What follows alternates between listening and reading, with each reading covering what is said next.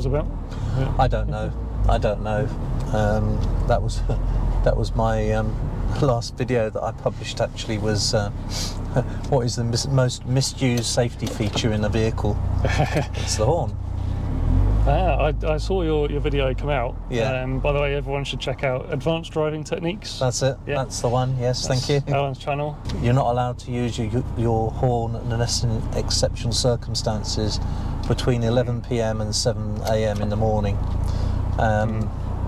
You're also only supposed to use it for making people aware of your presence. Yeah. It's not something that's there, and that's why it's misused, because you know, the most use of it is as an annoyance, as a yeah, it seems to be used to rebuke someone, as feedback. Yeah, absolutely, and not positive feedback either.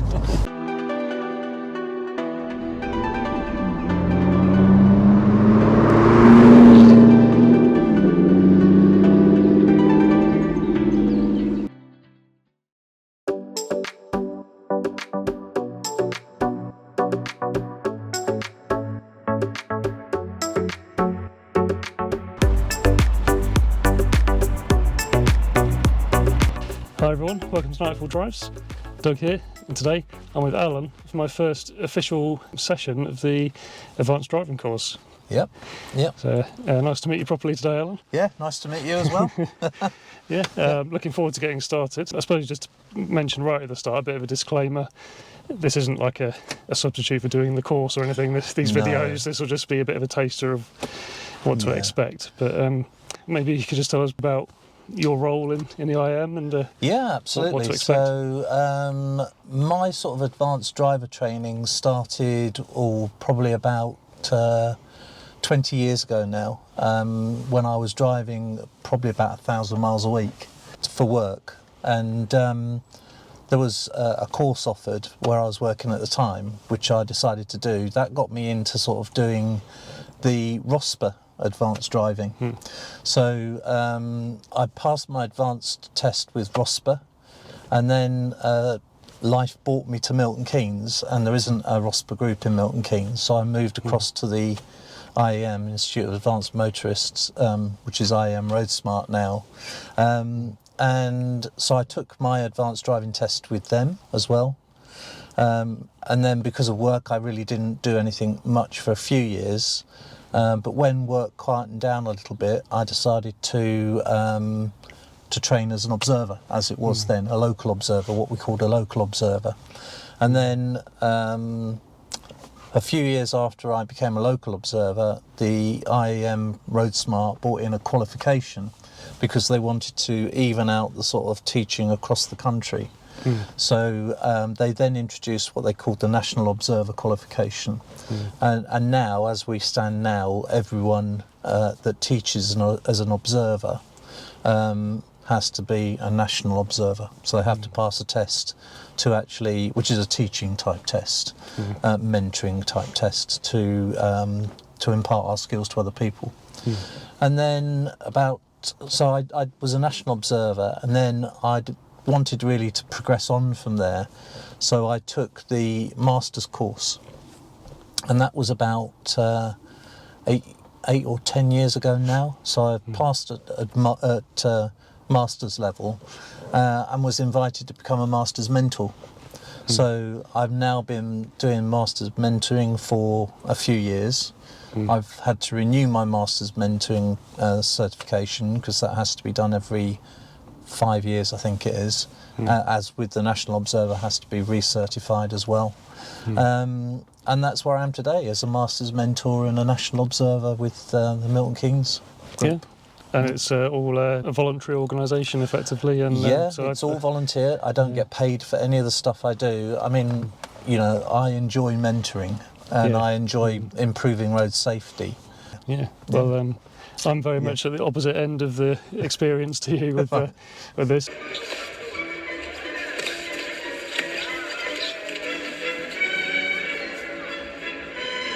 I obviously passed my driving test I was 17. Yeah. Since then, I've done the odd bit of track tuition here and there, which maybe has created some bad habits from what I've seen. The tail of the Ferrari swings. Now, what's that all about? I've never seen anybody do that in my life. This is lesson 1 of the proper series. So Absolutely. yeah, I think it started maybe before I got here. Right. The first thing we did before the cameras got going was a bit of quick car inspection, and I guess being an advanced driver maybe starts before you set off from home. And I left my Evora at home because of a massive crack in the windscreen. This absolutely. one, touch wood, is okay at the moment. So. Yeah, I mean, ideally, we would really want to be using the same vehicle all the way through the course, because the course really demands that you understand all of the different parts of your vehicle and how to use them. And obviously, in your Mazda now, we've got a manual gearbox. So that means that the teaching that we do and the way that we drive is slightly different to people that have got an automatic gearbox, for instance. And obviously now, of course, more electric vehicles are coming along, which are different again. So that's one of the fun sides for me is, well, one, being in a lot of different cars and seeing how they work, but also actually understanding how all of the different cars are, need to be driven in order to comply with the system that we'll be talking about as we go through the course. Yeah. Okay, well, I'm in your hands, I guess, Alan. Right, okay. So this is the first session, like you say, the first time that we've met together for a drive. So for this first session, really my aim of this session is to establish a baseline on which we're working. So some people come to the course, they haven't passed their driving test very long, and they will have understanding of that driving, but not very much experience. Other people will be very, very experienced, but they may have picked up bad habits. And so what the first thing to do is I need to see how you drive so that we can then work our way around the system, and we'll talk more about the system as we go through. Yeah. I feel like I've had maybe a normal amount of preparation for today, having read the handbook, which is down here. And then attending the introduction session. So I've got a previous video just outlining what happened that day, and so I've some idea, but I'm coming in probably with the average level of preparation, hopefully, for. I think you've probably done more than the average, because what we normally see is in the Milton Keynes group, we always do what we used to call the chalk and talk, but it's no longer a chalk and talk, really. It's an introduction presentation about what the course involves, and then of course you get your book that's sent to you as part of the course, and that's a condensed version of a book called Roadcraft, and Roadcraft is the book that's used by the emergency services training to train their emergency services drivers. But it is, like you said at the beginning, it's a very practical course. So although, and I put out videos on my own channel, although you can talk about things and you can show people things in videos, it really does come down to being a very practical course. And the idea is that we make the course fun, but we also introduce the system of car control, what we call IPSGA, which we'll talk about a lot, as we go through, because basically we are using that system of car control to manage hazards. And a hazard is anything that's got the potential to cause an accident. So we're repeatedly, managing hazards, and my job is to show you how to implement the system in all sorts of situations. So we'll be talking about information, and particularly today, this being our first drive, we'll be talking about the type of information that the road shows us, and then we'll use that information to position our vehicle in the road for the maximum visibility. We'll always obey the speed limits, and we will tailor the speed to the road conditions that we're experiencing at the time, because the roads look dry here, but it has been raining earlier on.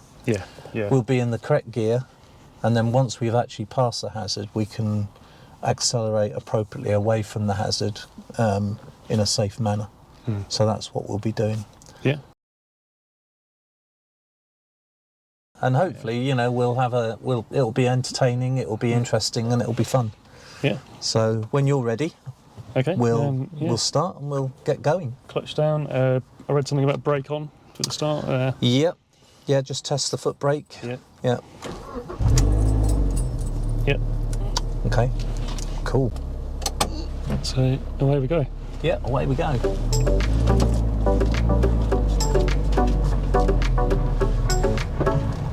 Our first hazard. Yeah, absolutely.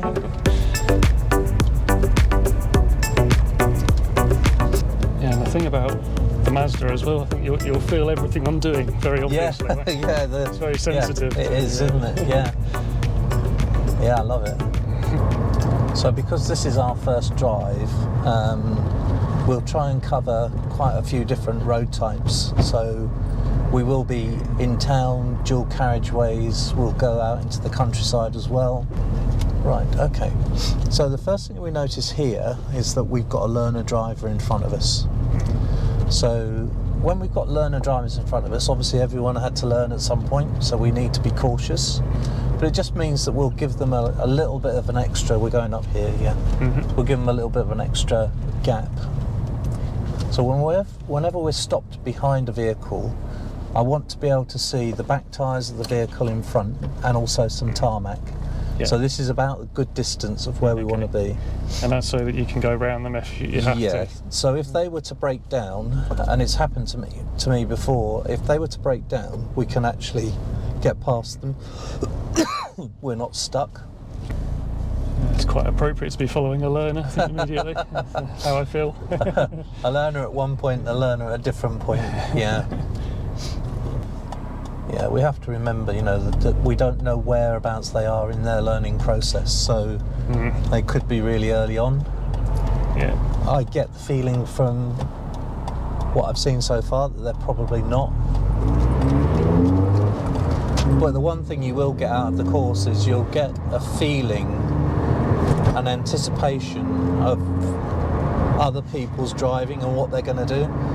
We're going to take the third exit from the roundabout ahead, please. Okay.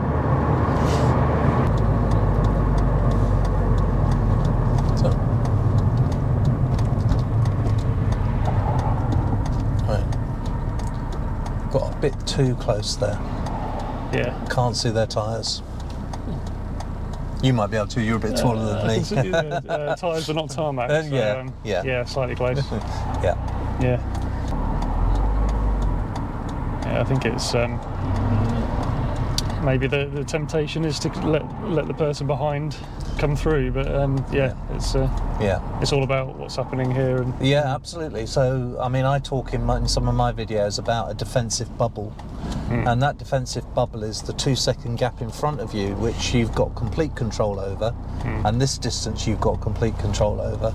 You have much less control over what's happening behind you. So this is a good distance. I mean, the other reason is, you know, we can't go anywhere once they're actually stationary. There's no point in us being right close to them. It's not going to do us any good, and in fact it's then a disadvantage because, you know, like we say, if they break down, we are going to then be stuck. That's it. Good. Okay.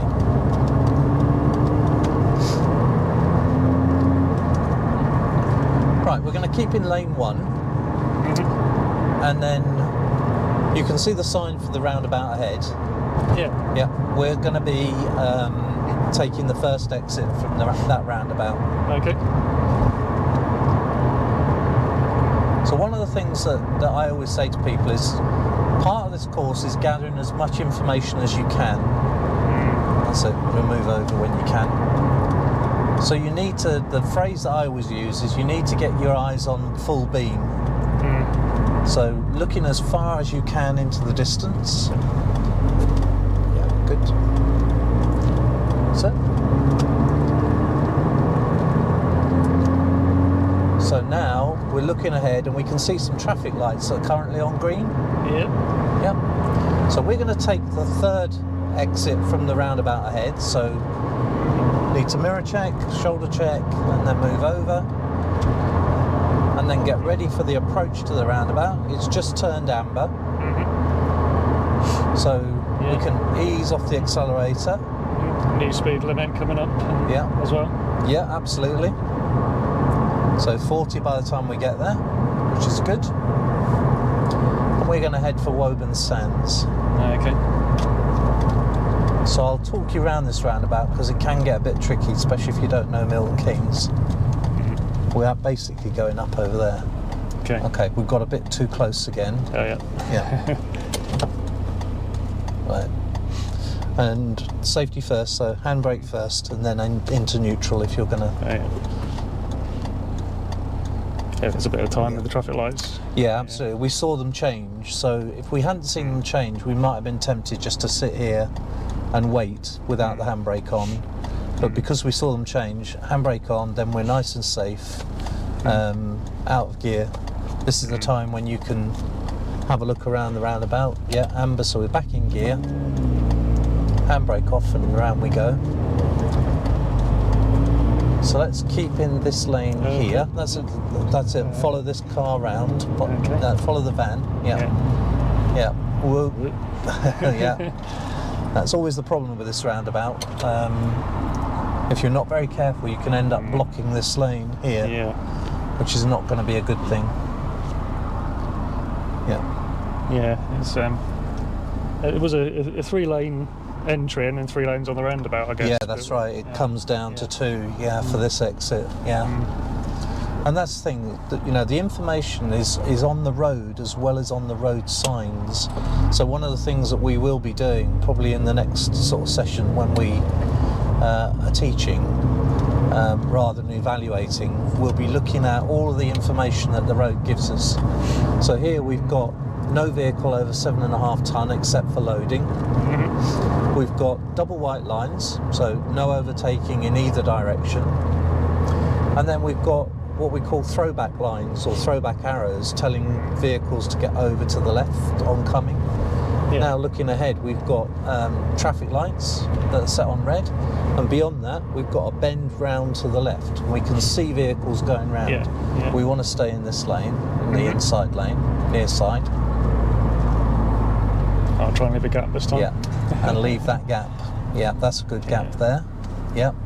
Okay, that's changing. Yeah, and then off we go again. Back there, I was unsure of the speed limit, and then I saw a 40 sign. So before that, I was doing 30 because it was street lights and. Yeah, absolutely. So the street lights give you a good indication that it will be a 30 mile an hour limit. But one of the first things that we will do,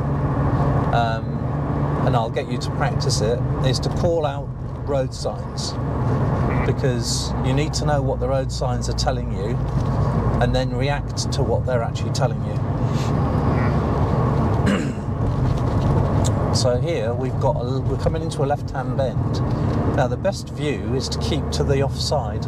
But we've got oncoming traffic, we have to take that into account. So we need to be in a position of safety all the time. There's a warning of ice sign there, not today, because obviously now we've got a clear way for 3/4 of a mile, so no stopping, 40 mile an hour speed limit and a bend to the left. And we've got solid white lines, so no overtaking, but that's a good position for coming around a left-hand bend, because that allows us to get the most view down the road.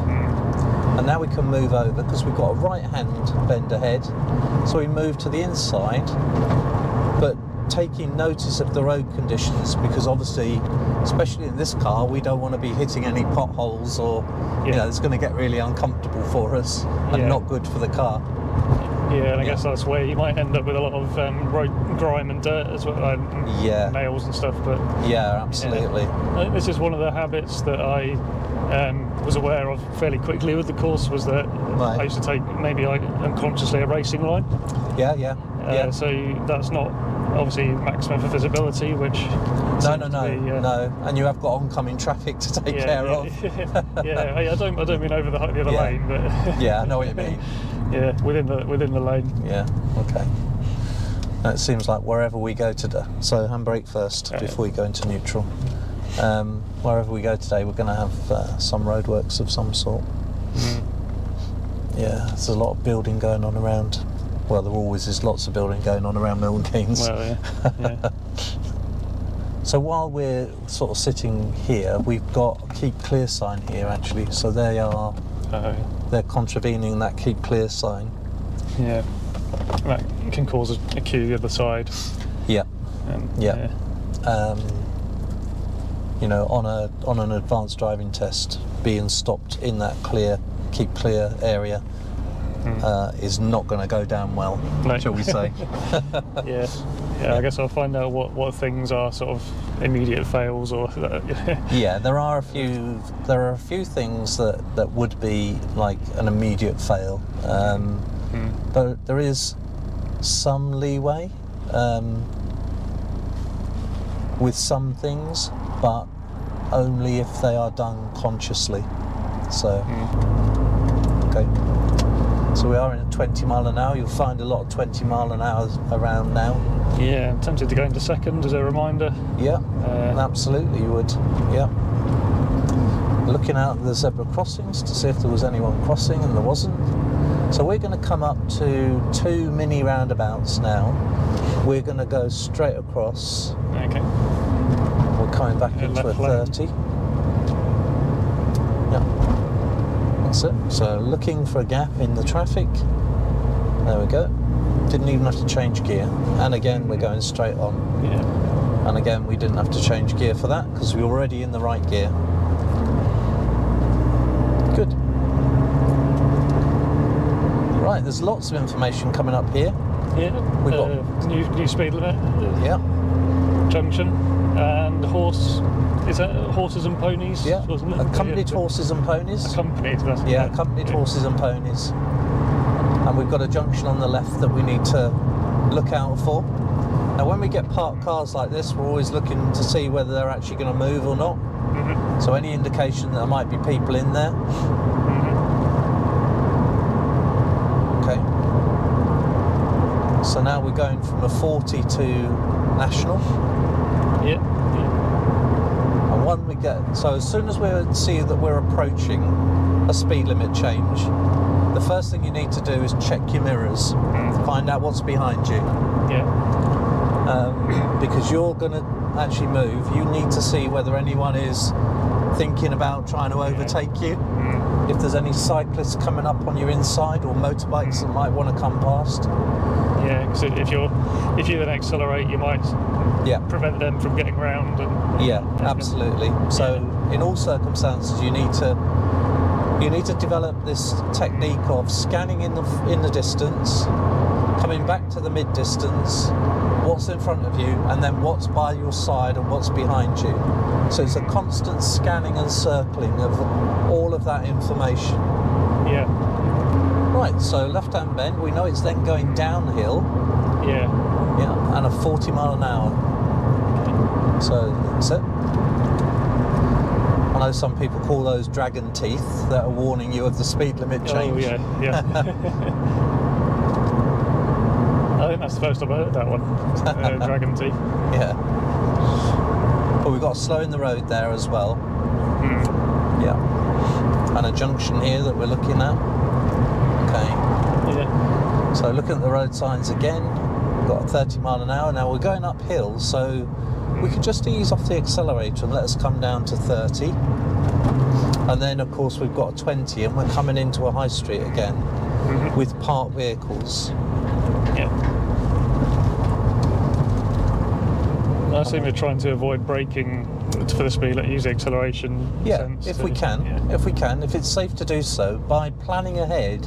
And this is where information comes in, because the more information we've got, the more time we've got to plan what we want to do in response to that information. So if we're going, especially if we're going uphill and we're coming into a speed limit, providing the speed limit is not too great, we might just come off the accelerator and may be able to get down to that speed. We're going to turn right at this junction here. Okay. We may be able to avoid using our brakes, and if we're not using our brakes, we're saving our brake pads.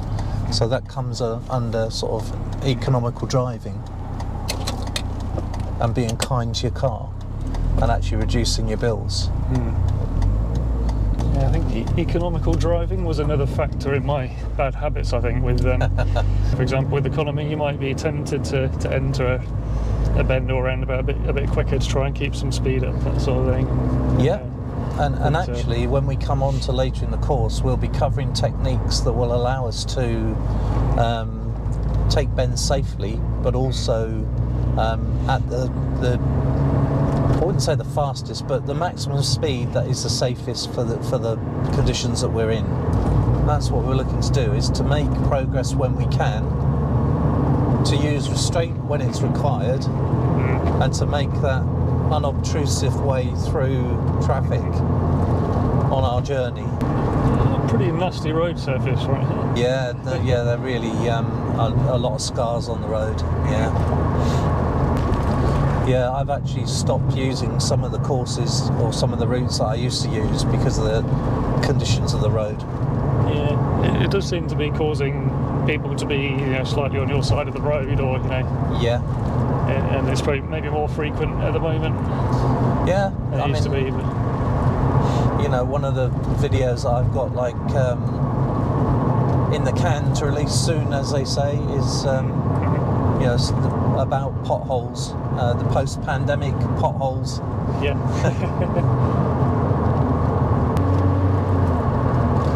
Okay, we can see a roundabout ahead. When we get to the roundabout, we're going to take the third exit, please. Okay.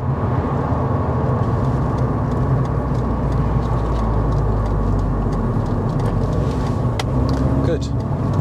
Yeah, good observation there and good planning. We had the car moving, we made the decision, and we went. So that's good. Yeah. Yeah, it's probably, if they were any closer, I would have probably not gone. But it's all about enough speed to get through. Yeah, absolutely. It's all about approaching at a speed where you can make a decision about whether there's a gap that you can enter onto the roundabout. Yeah. Now, this is quite a complex set of roundabouts here. So we do need to have our wits about us. The actual driving test centre is located quite close to here. Oh, yeah. Yeah, there could be lots of learners around. Yeah, there could be lots of learners around, yeah.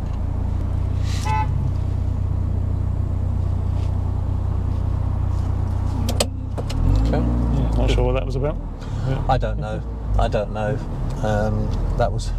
That was my last video that I published, actually, was what is the most misused safety feature in a vehicle? It's the horn.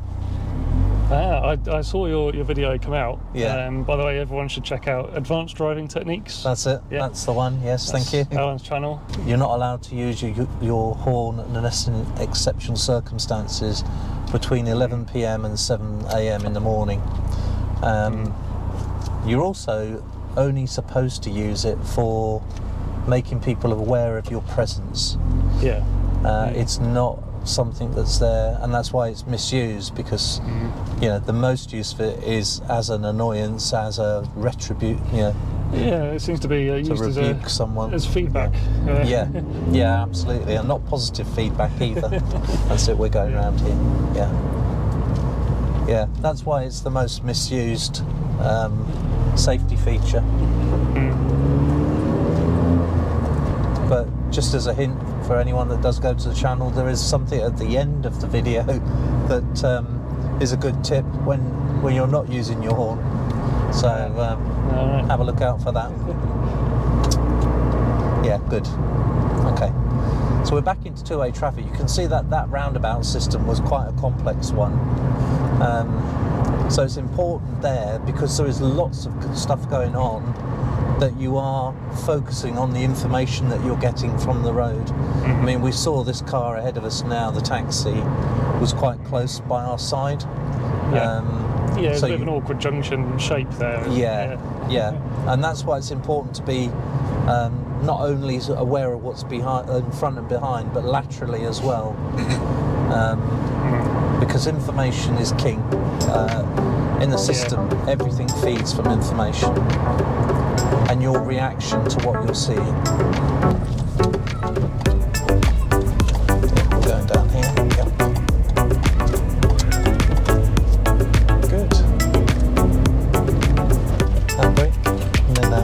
everything. Yeah, handbrake and out of gear. Yeah. Switch off. Off. Right, and we're done. Okay, that's really good. We made it back. Yeah, we made it back. We're all safe, which is always good. Yeah, I mean, overall, that's a good first drive. There are some things that as you would expect, we need to work on.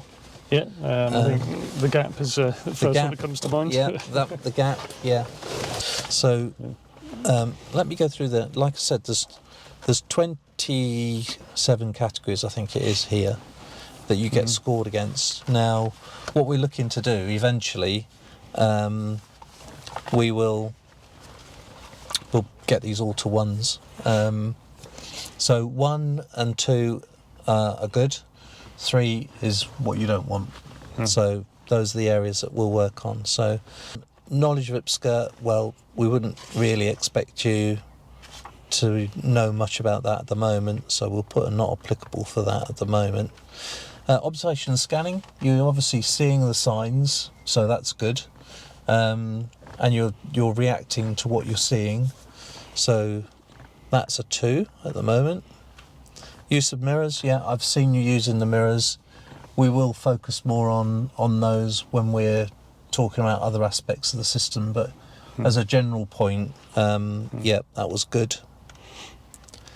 Taking, using and giving information. So what we've said is you gather information from the road, from the signs, from what's on the road, from the condition of the road, anything that you can gather information from, and then you use that information to form what I call a driving plan. So that's a constantly evolving plan of what you're going to do, which you're implementing. And then you're giving information to other road users by your position on the road. And actually, I think you've got position already. And also use of indicators and anything that you use, like position and indicators, to give that information to other road users. So that's good. That was well up there. Road signs and markings, yeah, that was good. And your anticipation's good. Hazard identification was good. Bends we haven't really sort of done at the moment. We will work on those. Yeah, there's a bit of the position and a bit of the application of power through the bend and stuff. Yeah, and we need to... Yeah. The thing with bends is you need to get the approach to the bends correct. Junctions and roundabouts were good, but we'll do more on junctions and roundabouts. Yeah, we're in the right place for that. Yeah, absolutely. Milton Keynes is the land of roundabouts. There's over 130 at the last count. Overtaking we didn't do. Hazard management, yeah, that's pretty good. Vulnerable road users, yeah, I don't think we really met any vulnerable road users today. No, not maybe really. just at the end here. But, yeah, possibly. We'll put that down as a 2. Speed limits, yeah, pretty good. All the speed limits were kept to today.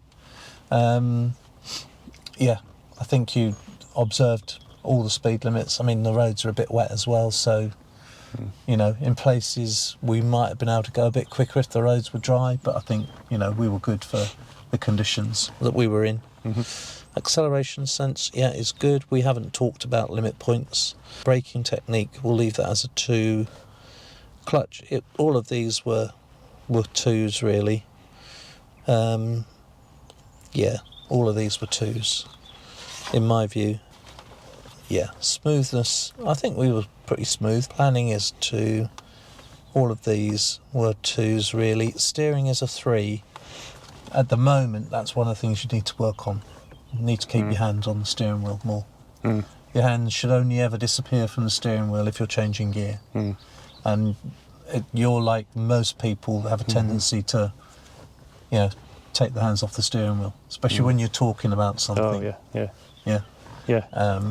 And that's seen as a sort of a loss of control because you haven't got your hands on the steering wheel. So, yeah, you should be like you are most of the time. 2:45, 10 to 2, and the only time it leaves is to change gear. Rotational steering is fine, providing it doesn't go past 12 o'clock. Yeah. But most of the time it's push-pull. Yeah. Yeah. I think round bends I have a Yeah. preference to sort of stay. Yeah, absolutely. What was that called? Sorry, Rotation. Yeah. Yeah, rotational steering. Yeah. Yeah. That was fine. I mean, it's a 3 because you take your hands off the wheel too often. Yeah. Slow manoeuvring was okay. I'm going to put not applicable for these at the moment. Courtesy was good, actually. We'll give you a 1 for courtesy. Vehicle and machine sympathy is a 2, and not going to count that at the moment. So you can see that we're pretty good already. We've got a good baseline. So out of the things now, we've looked at information. So now you can start looking at road signs and what the road's telling you, the directions. Your position in the road is already good for getting that visibility. We just need to work a bit on gear changing, separating the braking. We've got a few things to do around making sure we've got speed right and the gear right. But we'll get there. We'll get there. Well, thanks very much, Alan. That was it's been lovely to get started with the process. Please check out, if you like, my sort of introduction video as to why I'm doing it. Alan's channel, Advanced Driving Techniques. Yeah. I'm going to start watching those now. I feel I can start get going with the flat out learning process. So please check out the playlist for the next ones to come, and we'll see you again. Thanks very much.